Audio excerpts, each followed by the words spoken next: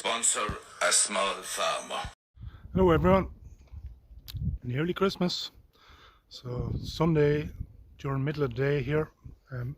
Everything's mostly done, thanks be to God. Most of the meat is sold. Probably have 4 or 5 boxes left if anybody wants them. Get your shout in. But we're trying to do something special with our meat. It's completely grass fed. The best animals picked, the best heifer picked,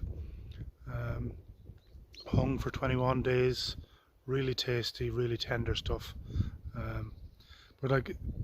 So nearly goals achieved for the year. We've done 5 animals this year. That's made a big difference to what we would have made in the farm. Do you know what I mean? Selling 5 animals, to be able to sell them to you directly is a gift. Really, thanks. And you guys are the heroes in that. And I think,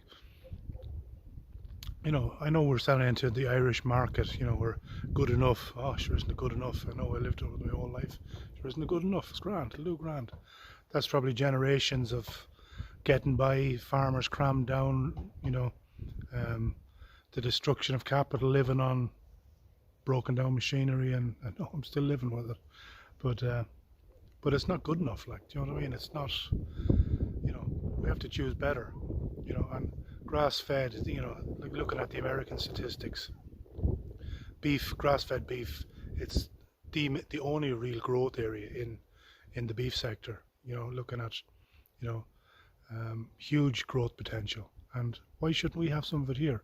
We've got a beef standard here that, where some of us are saying, well, look, the stuff that's going into it, there's a lot of leeway to get, bull beef and stuff like that into it. I think we have to go above and beyond and say, look, here's something that's we think is really, really good. Do you know what I mean? The best of what we can do, not just, some guidelines that, the bigger guys could drive buses or trucks full of stuff into this standard.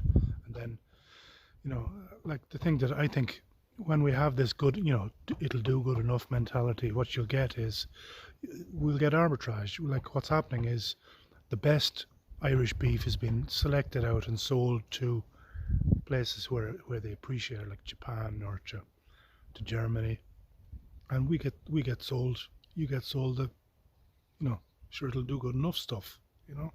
So I think that's what Father of the Land was, kind of to give people a chance to pick for themselves what they want. And so we demand the best.